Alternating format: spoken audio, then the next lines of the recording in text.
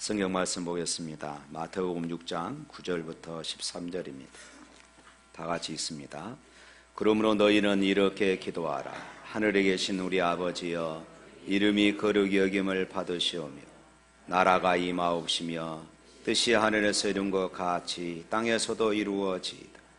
오늘 우리에게 일용할 양식을 주옵시오. 우리가 우리에게 죄 지은 자를 사하여 준 것 같이 우리 죄를 사하여 주시옵고 우리를 시험에 들게 하지 마시옵고 다만 악에서 구하옵소서. 나라와 권세와 영광이 아버지께 영원히 있사옵나이다. 아멘. 아멘. 오늘은 산상순 24번째, 그리고 주기도문 8번째입니다. 주님께서 우리에게 기도를 가르쳐 주셨어요. 기도를 가르쳐 주신 이유가 몇 가지가 있는데, 그 첫 번째를 우리가 따져본다면은 악하고 험한 세상에서 그리스도인들이 승리하는 삶을 살기 위해서 반드시 기도가 필요하기 때문입니다. 또 하나는 기도는 약하고 부족한 우리들이 승리하기 위해서 꼭 필요하기 때문입니다. 또 하나는 기도는 영적인 호흡이라고 그랬습니다. 그래서 이 기도를 통하여 내 영혼이 부요하기 위해서입니다. 그래서 주님께서 우리에게 이 주기도문, 주님께서 가르쳐 주신 기도, 이것을 우리에게 주셨어요.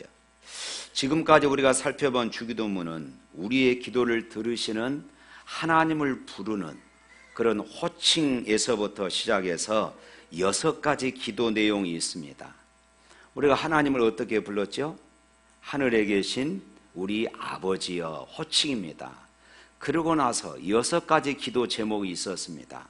첫 번째로는 이름이 거룩히 여김을 받으시오며, 두 번째는 나라의 임하옵시며, 세 번째는 뜻이 하늘에서 이루어진 것 같이 땅에서도 이루어지이다. 네 번째는 일용할 양식을 주시고, 다섯 번째는 우리 죄를 사하시고, 여섯 번째는 시험에 들지 않게 하시고 악에서 구하옵소서.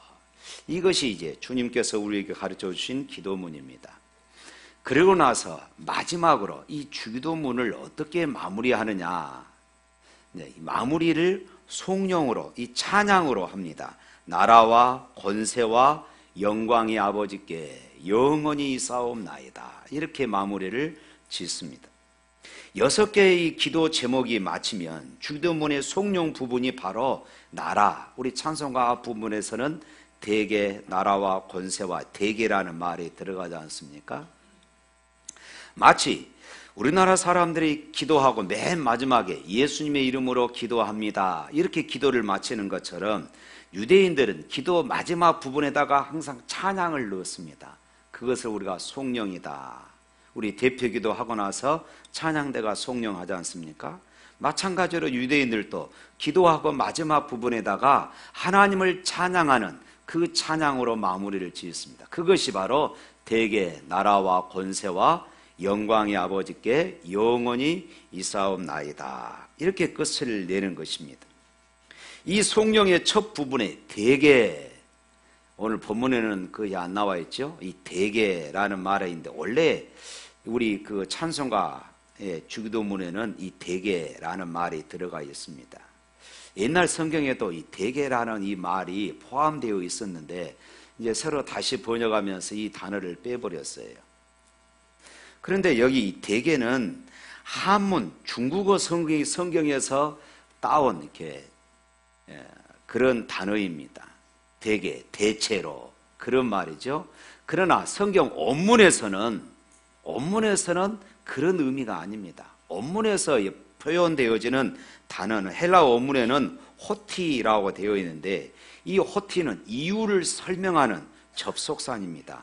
왜냐하면 이러이러하기 때문입니다, 그 말이에요. 대개라는 말이 왜냐하면 그 말입니다.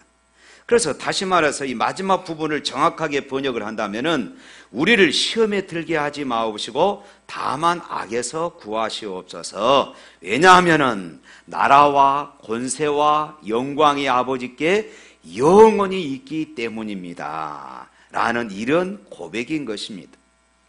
이 성령 부분의 접속사, 왜냐하면 이라는 이 말을 통하여서 하나님께 기도하는 이유를 밝히고 있습니다.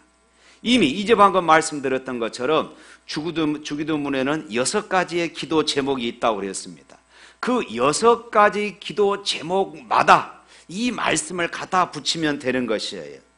주기도문에서 간구하는 모든 기도의 근거가 바로 나라와 권세와 영광이 아버지 것이기 때문에 그렇습니다. 할렐루야! 얼마나 멋집니까? 우리가 이렇게 하나님께 기도를 드리는 이유는 첫째로 모든 나라와 권세와 영광은 오직 주님의 것입니다 하는 이런 고백이고, 두 번째로 주님은 마땅히 우리 기도와 찬양을 받으실 자격과 능력이 있으신 분이십니다 라는 이런 고백이 바로 이 성령에 포함되어져 있는 것입니다. 그러면 이 마지막 부분에 나라와 권세와 영광이라고 했잖아요. 먼저 이 나라는 세상 나라들처럼 통치권을 가지고 다스리는 국가를 말합니다. 세상에 많은 나라가 있지만은 영원히 지속되는 그런 나라는 없습니다. 고대 바벨론, 그리고 페르시아, 헬라, 로마, 징기스칸, 나폴레옹 제국에 이르기까지 몇백 년을 지속한 나라는 없습니다. 그러나 하나님께서 세우시는 나라는 영원합니다. 다니엘서에서 영원한 하나님 나라의 모습을 세상 나라를 파하는 공중에 뜨인 돌에 비유를 합니다. 이 당시 바벨론 왕 이 느부갓네살 왕이 꿈을 꿉니다. 꿈을 꾸는데 그 꿈속에서 큰 신상을 보았어요.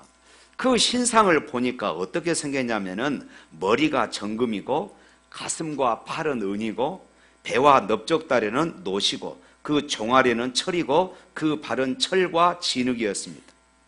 이 두려운 신상을 바라보고 있는데 갑자기 뜨인 돌 하나가 날아들더니 그 우상을 완전히 쳐 부숴버린 것입니다.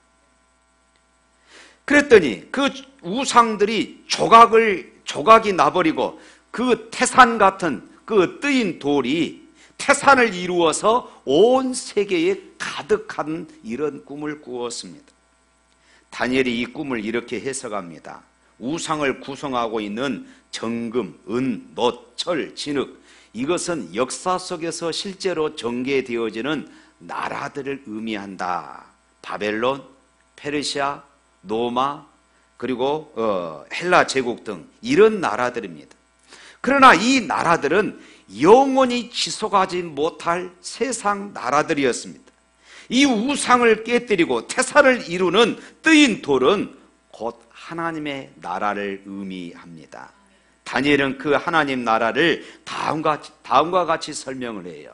다니엘서 2장 44절 말씀 우리 화면 보시고 한번 읽어보겠습니다. 이 여러 왕들의 시대에 하늘의 하나님이 한 나라를 세우시리니 이것은 영원히 망하지도 아니할 것이요 그 국권이 다른 백성에게로 돌아가지도 아니할 것이요 도리어 이 모든 나라를 쳐서 멸망시키고 영원히 설 것이라. 아멘. 세상 나라는 잠깐입니다. 그러나 하나님의 나라는 영원함을 믿으시기를 바랍니다. 우리는 나라가 하나님께 영원히 있사옵나이다 라는 이 주기도문의 성령을 통하여서 이 모든 나라의 궁극적인 통치자는 우리 하나님이심을 고백하는 것입니다. 우리 몸은 비록 세상 나라에 살고 있지만은 우리의 시민권은 하늘나라에 있음을 믿으시기를 바랍니다. 우리는 세상의 법과 도덕을 지키지만은 우리의 궁극적인 헌법은 하나님의 말씀입니다. 사랑하는 성도 여러분, 우리 스스로 어느 나라에 속한 사람인지 여러분 소속을 분명히 하시기를 바랍니다. 내가 어느 나라에 속한 사람인지 그 소속을 분명히 해야 해요. 세상에 한 발, 교회에 한 발 걸쳐서 살지 말라는 말씀입니다. 기독교인인지 아닌지 두리뭉실 살지 말라는 말씀입니다. 예수님께서는 빌라도 앞에서 심판을 받으실 때에 이렇게 고백을 하셨습니다.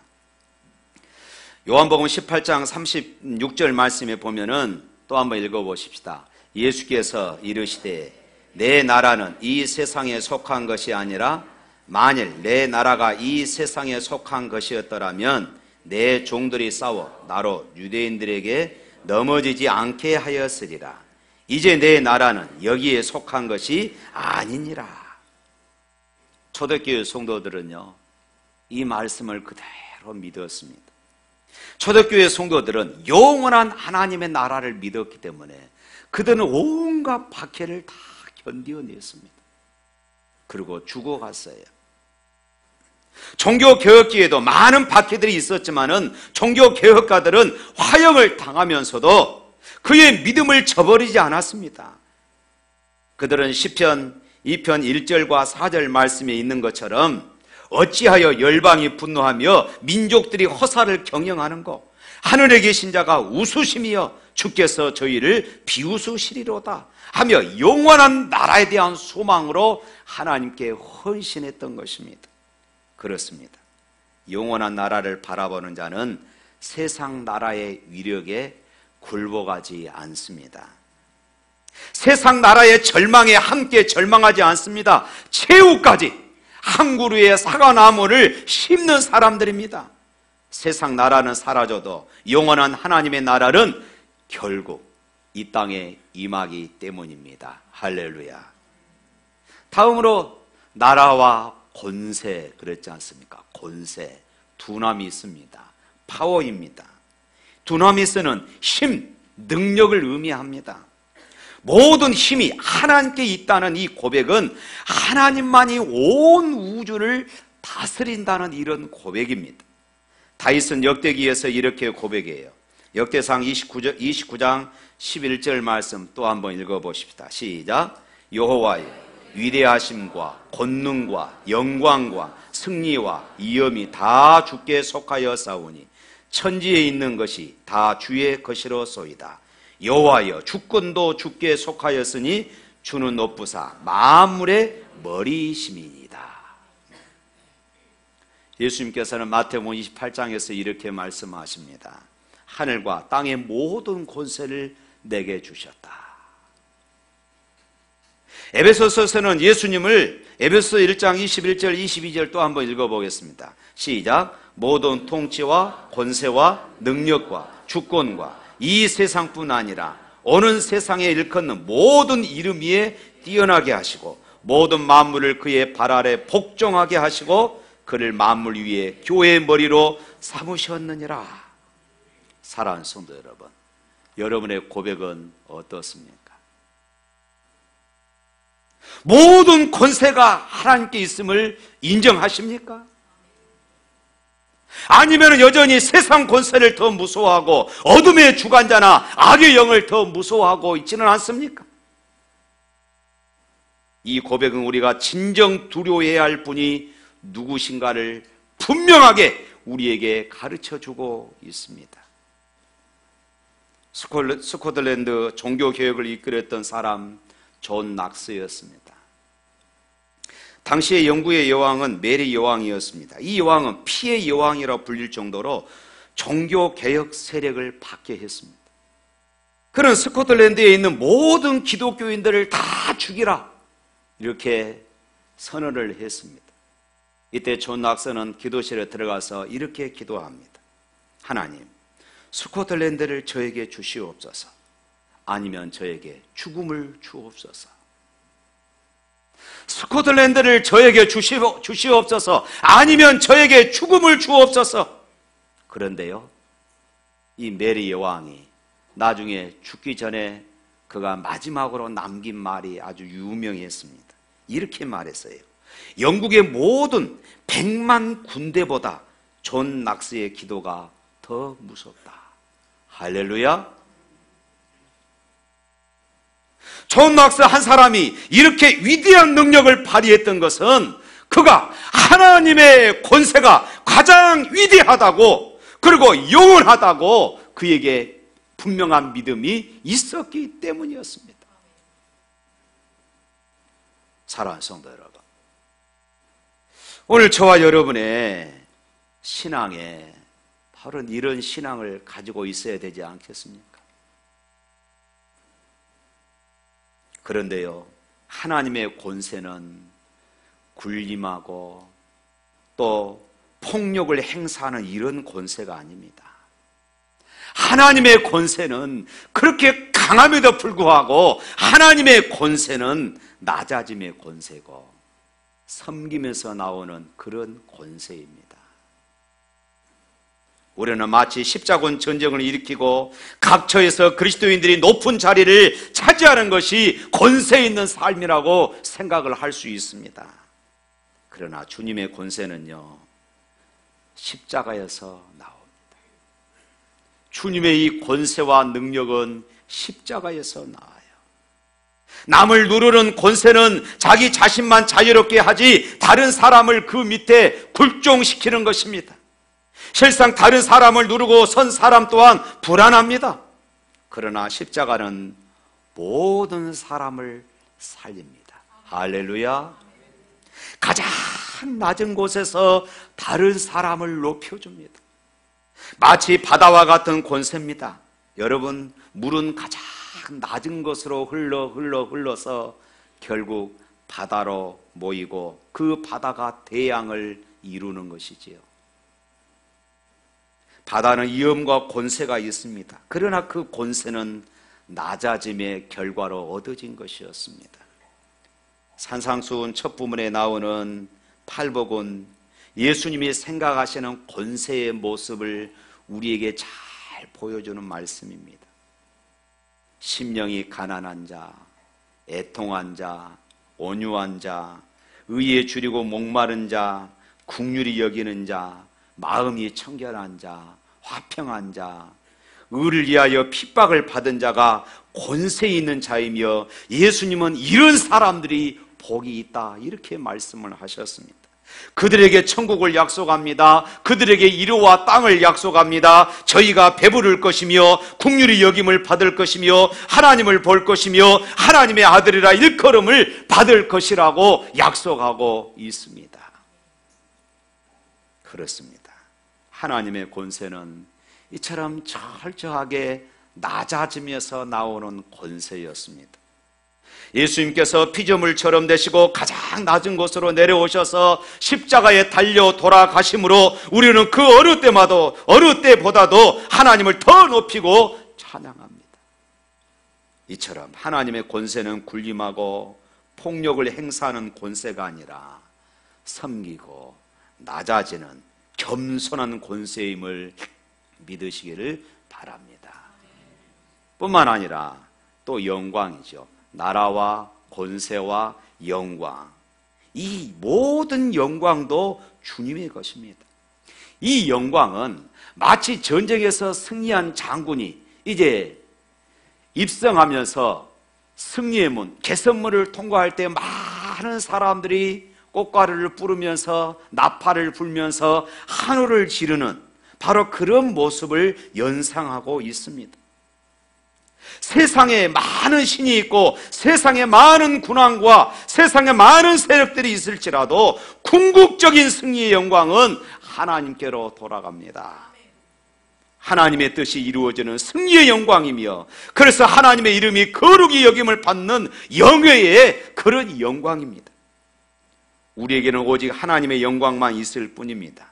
인간은 그의 피조물에 불과해요. 피조물에 불과합니다. 세상의 불행은 하나님이 받으셔야 할 영광을 인간이 가로채는 데 있는 것입니다. 창세기 11장에 보면요, 인간들이 바벨탑을 쌓는 모습이 등장합니다. 그들이 바벨탑을 쌓는 이유가 있었습니다. 창세기 11장 4절 말씀 우리 다 같이 한번 읽어볼까요? 시작. 또 성읍과 탑을 건설하여 그 탑 꼭대기를 하늘에 닿게 하여 우리 이름을 내고 온 지면에 흩어짐을 면하자 하더니, 결국 무엇입니까? 하나님의 심판을 우리 힘으로 막고 인간의 이름을 내자는 것입니다. 인간의 이름을 내자는 것입니다. 옛날에는 인간 왕이나 황제가 그 영광의 자리를 차지했습니다마는 현대는 어떤 개인의 영광을 인정하지 않습니다. 반면에 인간 집단 자체의 영광을 돌립니다. 휴머니즘. 휴머니즘이라는 이름으로 마치 인간이 이 세계의 주인인 것처럼 그렇게 행동을 합니다. 자신의 이성, 자신의 경험, 자신의 윤리가 이 세계를 움직이는 것처럼 착각을 합니다. 이것이 인간의 교만입니다. 사랑하는 성도 여러분, 사람은 신 앞에, 피조물 앞에 겸손해야 할 줄로 믿습니다. 인간은 우주라는 자연의 일부분이며 그 앞에서 일부 역할을 맡았을 뿐입니다. 자연 만물을 다스리라는 이런 명령은 폭력이나 군림하라는 말이 아닙니다. 잘 섬기고 관리하라는 것입니다. 마치 자신이 주인인 것처럼 신의 영광의 자리를 차지하려 한다면 진짜 주인이 오실 때에는 내 쫓김을 받게 될 것입니다. 그런 점에서 우리는 이 주기도문의 기도문을 통해서 우리 사람들은 겸손함을 배워야 합니다. 모든 영광을 하나님께 돌려야 하는 것이에요. 종교개혁자 칼빈의 신학과 신앙의 핵심은 하나님의 주권, 하나님의 영광이었습니다. 칼빈은 예정론으로 유명합니다. 예정론은 우리의 구원을 하나님께서 미리 결정했다는 이런 교리입니다. 이 예정론을 주장하게 된 근본적인 이유는 하나님의 영광, 하나님의 주권입니다. 인간을 압도하는 하나님의 영광은, 인간을 압도하는 하나님의 주권은 그의 전지하고 전능하신 능력에서 나타납니다. 하나님이 전지하시고 하나님이 전능하시다면 우리의 구원도 미리 알고 계시며 미리 선택할 수 있어야 한다 하는 교리입니다. 예정을 못한다면 그 신은 전능한 영광의 신이 아니라 부족한 신이 되고 만다는 것입니다. 우리는 이 영광스러운 하나님의 선택하심 앞에 단지 찬양할 뿐인 것입니다. 아까 우리 찬양했지요. 내가 하나님 앞에 예배드리면, 내가 하나님 앞에 찬양하면, 내가 하나님의 자녀가 된 것은 오직 하나님의 은혜라, 오직 십자가의 보혈이라. 그리고 마지막으로 아버지께 영원히 있사옵나이다, 이렇게 결론을 내립니다. 나라와 권세와 영광이 아버지 하나님께 영원히 있습니다. 이 기도는 하나님이 누구시며 인간은 무엇을 위해서 살아야 하는지를 잘 보여주고 있어요. 나라와 권세와 영광이 하나님께 있다는 것은 주기도문이 단지 우리가 하나님께 어떤 필요를 간구하고 우리가 필요한 것들을 하나님께 요구하는 이 정도의 기도문이 아니라는 말씀입니다. 주기도문은 우리의 삶이 되어야 합니다. 주기도문을 암송하는 모든 그리스도인들은 기도하는 그 말씀대로 살아야 한다는 말씀입니다. 인터넷에 보니까 이런 글이 있더라고요. 하늘에 계신 이라고 하지 말라. 세상에만 빠져 있으면서. 우리라고 하지 말라. 나 혼자만 생각하고 살아가면서. 아버지라고 부르지 말라. 아들, 딸로 살지도 않으면서. 아버지 이름이 거룩히 여김을 받으시며 라 하지 말라. 자기 이름을 빛내고 높이기 위해서 안간 힘을 쓰면서. 아버지의 나라가 임하시며 라고 하지 말라. 물질 만능의 나라를 원하면서. 아버지의 뜻이 이루어지소서 라고 하지 마라. 내 뜻대로 되기를 기도하면서. 오늘 저희에게 일용할 양식을 주시고 라고 하지 말라. 죽을 때까지 먹을 양식을 쌓아두려 하면서. 저희에게 잘못된 일을 저희가 용서하오니 저희 죄를 용서하시고 라고 하지 말라. 누구에겐가 아직도 앙심을 품고 있으면서. 저희를 유혹에 빠지지 않게 하시고 라고 하지 마라. 제 지을 기회를 찾아다니면서. 악에서 구하소서 라고 하지 마라. 악을 보고 아무런 양심의 소리를 듣지 않으면서. 아멘이라고 하지 마라. 주님의 기도를 삶의 현장에 실천할 의지도 없으면서. 여러분, 저는 이 글을 보고 몇 번 읽어봤습니다. 아, 정말 그렇구나. 우리는 주기도문을 그냥 주문처럼 외워버리는데 사실 거기에는 이런 의미들이 담겨져 있습니다. 그냥 우리가 주문처럼 외워버릴 그런 주기도문이 아니라는 말씀입니다. 우리가 주기도문을 드린다는 것은 적어도 내 뜻을 포기하고 내 뜻을 내려놓고 하나님의 뜻이 이 땅에 이루어지도록 살아가겠다는 그런 결단인 것입니다. 마치 예수님께서 겟세마네 동산에서 내 뜻대로 하지 마옵시고 아버지의 뜻대로 되기를 원합니다 라고 부르짖었던 것처럼 자신의 삶 속에서 주님의 뜻을 실현시키겠다는 의지의 고백이 주기도문에 담겨져 있어야 할 줄로 믿습니다. 여러분, 그러므로 주께서 가르쳐 주신 주기도문 그냥 기도문으로 암송하지 마십시오. 하늘에 계신 우리 아버지여 라고 우리가 부를 때에 우리의 가슴이 아려야 합니다. 왜요? 이제 방금 말씀드렸던 것처럼 아들, 딸로 온전히 살지 못한 우리의 삶을 돌아보면서 그리고 가슴이 뛰어야 합니다. 그럼에도 불구하고 여전히 우리를 사랑하시는 그 하나님의 사랑 때문입니다. 하나님의 이름 속에 내가 있기 때문에 그렇습니다. 하나님의 사랑 안에 내 이름이 들어가 있기 때문에 그렇습니다. 십자가 안에 내가 포함되어져 있기 때문입니다. 그래서 우리는 주기도문을 암송할 때마다 가슴이 뛰어야 돼요. 그리고 하나님의 나라가 이 땅에 이루어지는 그날까지 하나님의 영광을 위한 이런 삶을 살기를 우리는 결단해야 합니다. 주님 오시는 날까지 하나님의 나라와 권세와 영광의 아버지의 것이라는 이런 고백을 통하여서 이 땅에 아버지의 영광이 나로 인해서 가득하게 되어지는 그런 삶이 되시기를 주님의 이름으로 축원합니다.